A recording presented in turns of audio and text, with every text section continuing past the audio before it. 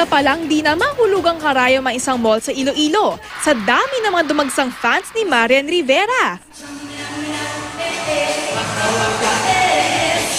Unang inaliw ni Bubay ang mga manonood sa kanyang mga pa-contest.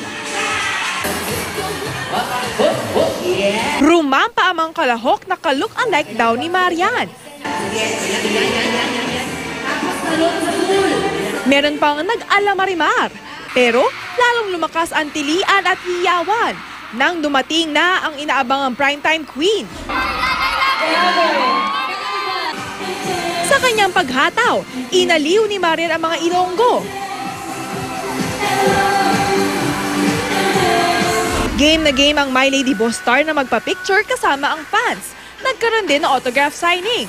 Very thankful si Marian dahil halos 10,000 Ilonggo fans ang nakisaya sa kanyang Kapuso Fans Day. Ang naitalang pinakamaraming dumating sa isang event sa mall.